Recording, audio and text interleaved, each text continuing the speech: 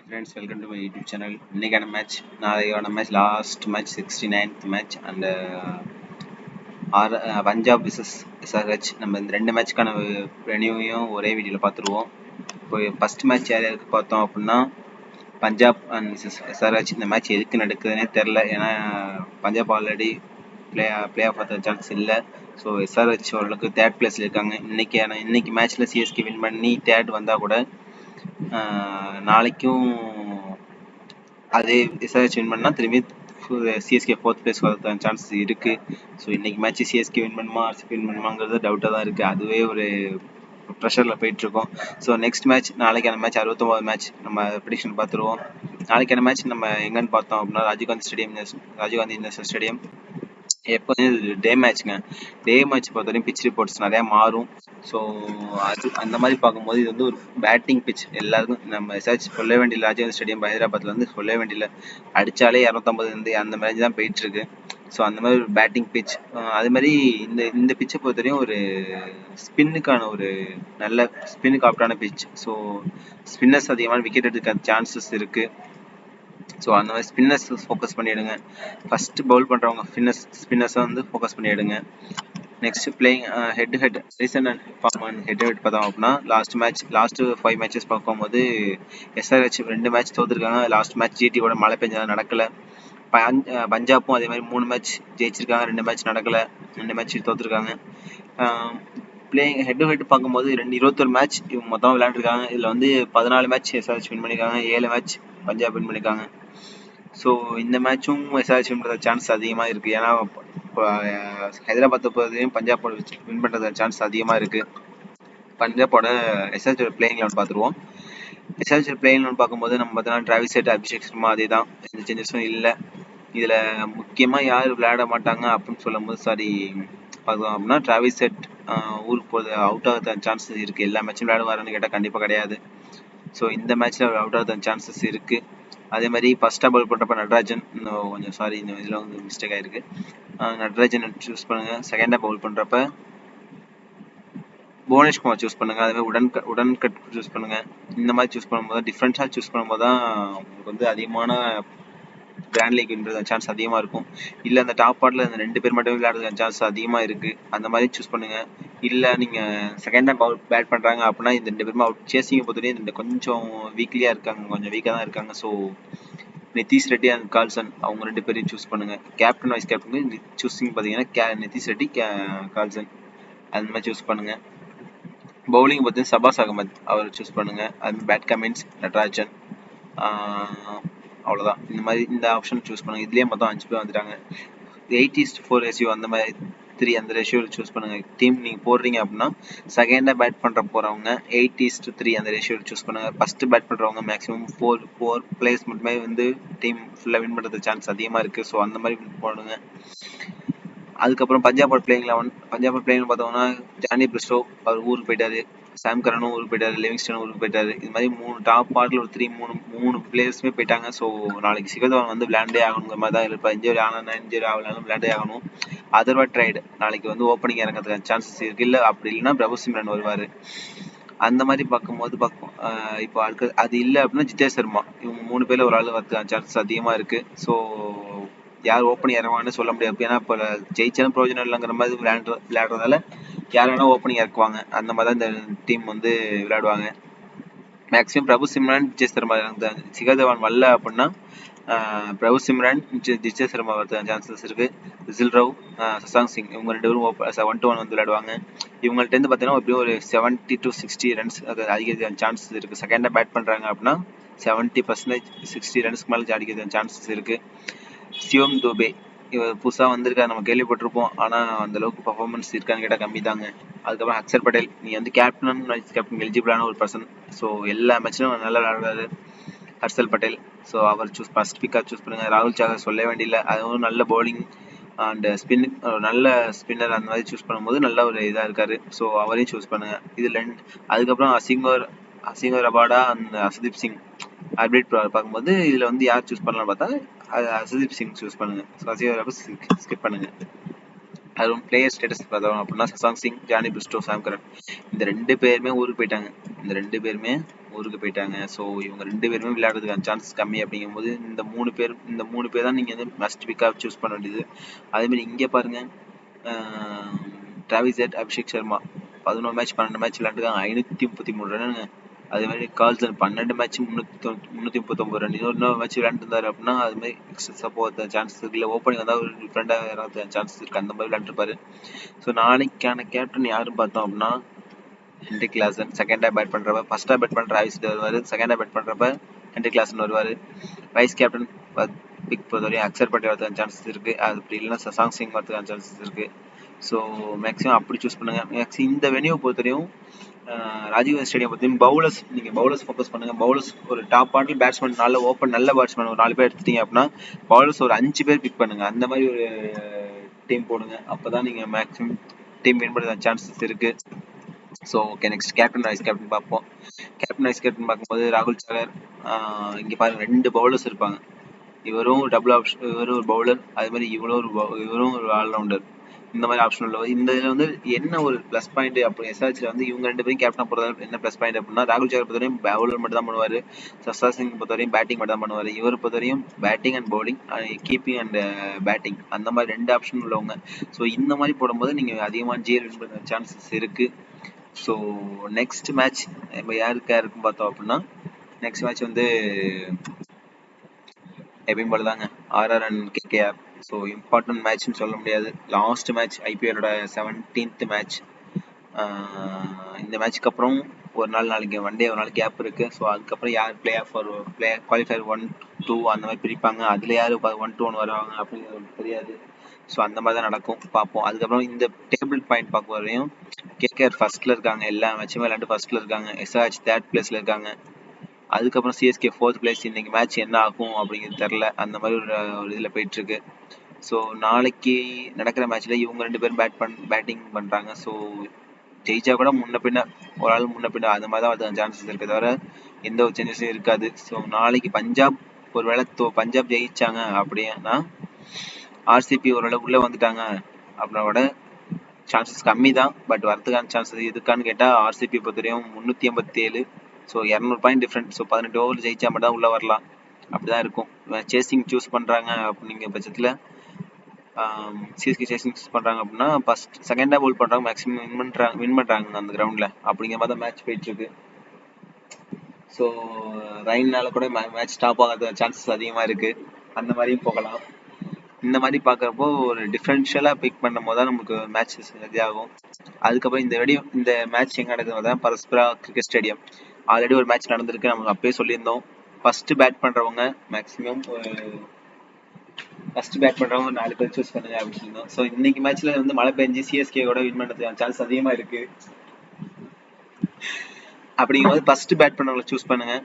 பரஸ்பர பேட் அங்க Rhine Batman கேட்டால் அங்கே வந்து ஒரு ஹில் ஸ்டேஷன் அந்த மாதிரி ஒரு பிளேஸ் தான். அதனால மேக்ஸிமம் வந்து ஆவரேஜான ஸ்கோர் வந்து 190 ஒரு 200 வரையும் தான் இருந்திருக்கு, அந்த மாதிரி தான் இருக்கும் மேட்ச் நடந்திருக்கு. ஸோ அப்படிங்கிற மாதிரி பார்க்கும்போது ஃபர்ஸ்ட் பேட் பண்ணுறவங்கள ஒரு 4-5 மேக்ஸிமம் வந்து ஒரு 3 பேர் பேட்ஸ்மேன். இப்போ எஸ்ஆர்ஹெச் பேட்ஸ்மேன்னா Travis Head and Abhishek Sharma இவங்க. அது மாதிரி இங்கே வந்து ஆர்ஆர் பொறுத்தவரையும் சுனில் நரேன், பிலிப் சால்ட் வர மாட்டார், ஏன்னா நான் பிலிப் சால்ட் ஊருக்கு போயிட்டேன், நான் பிளேயிங் நான் அடுத்து காட்டுறேன். அந்த மாதிரி சூஸ் பண்ணுங்க. அப்படி பார்க்கும்போது இந்த இதில் வந்து டாப் ஆர்டர் பேட்டிங் பார்த்தீங்கன்னா ஒரு டிஃப்ரென்ஷியலாக தாங்க இருக்கும். எல்லாருமே வந்து எல்லா ஊருக்கு போக ஆரம்பிச்சிட்டாங்க, ஏன்னா அடுத்த T20 வேர்ல்டு கப் அதுக்கு போக ஆரம்பிச்சிட்டாங்க. ஸோ இந்த இதில் வந்து பவுண்டரிஸும் வந்து லாங் ஆன் இருக்கிறதால ஓரளவுக்கு பவுண்டரிஸ் கொஞ்சம் பெரிய பவுண்டரிஸ் தான். ஸோ அதுக்கேற்ற மாதிரி தான் விக்கெட்ஸ் இருக்கும்.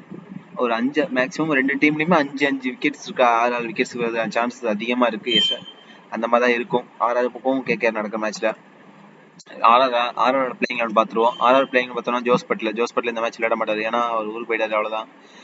ஜெய்ஸ்வால் அண்ட் சஞ்சு சாம்சன் ஓப்பனிங் இருக்க சான்சஸ் இருக்கு. ரியான் பராக் 1-1 வருவார்.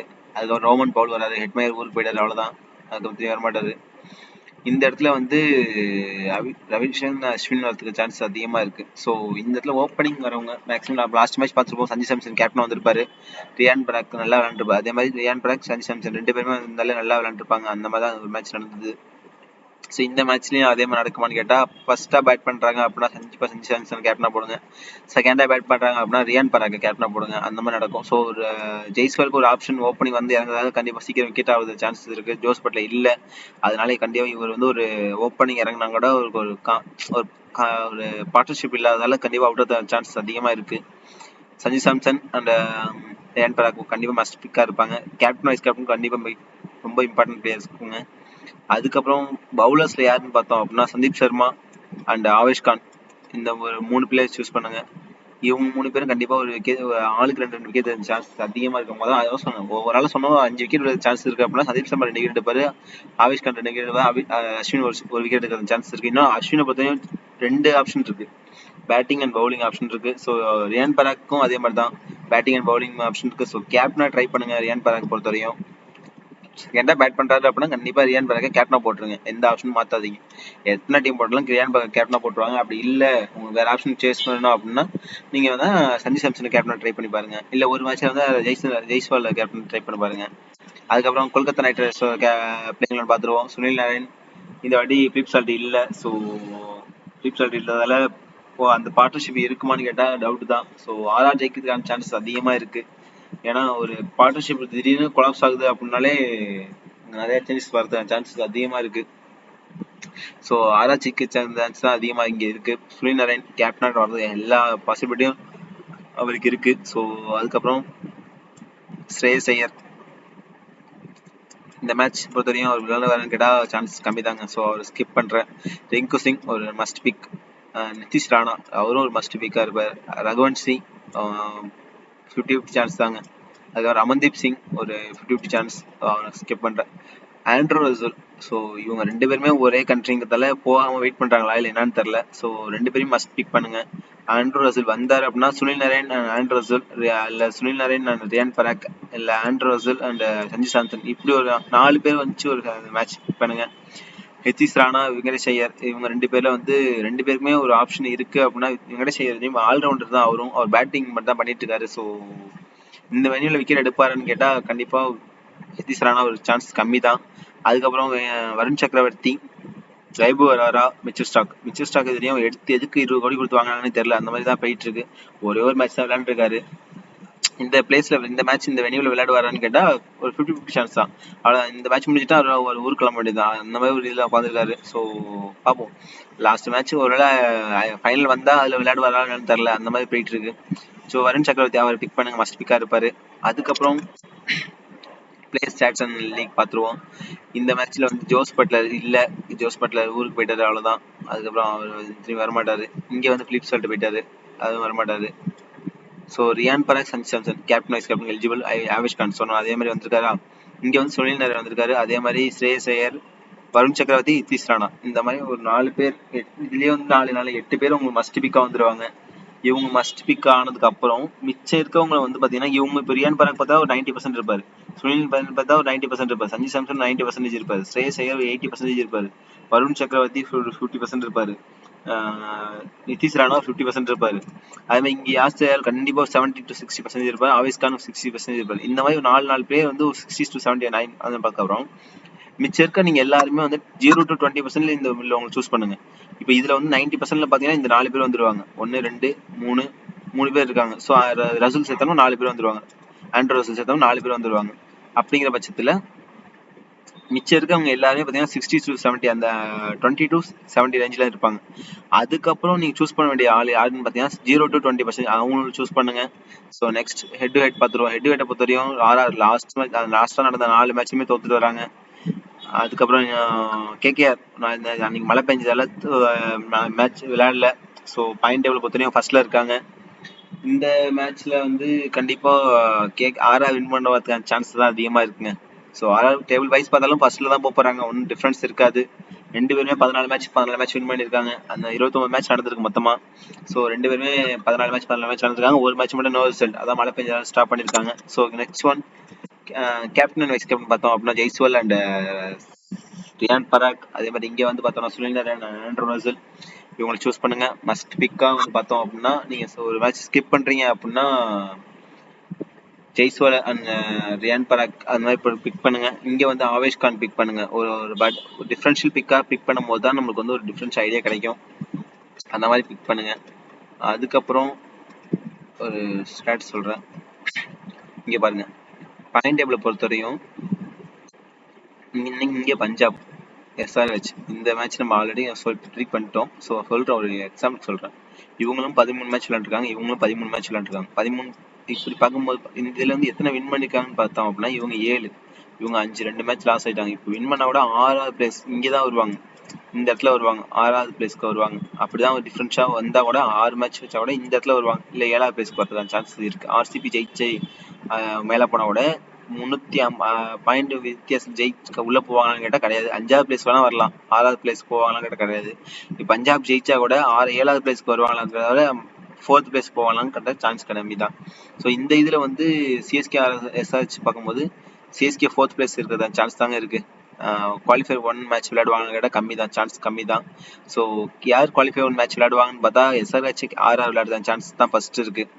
SRH RR இல்லைனா KKR RR விளையாடுவாங்க, அந்த மாதிரி தான் சான்சஸ் அதிகமாக இருக்குது. சிஎஸ்கே வந்து குவாலிஃபை 2 மேட்ச் தான் விளையாடுவாங்க.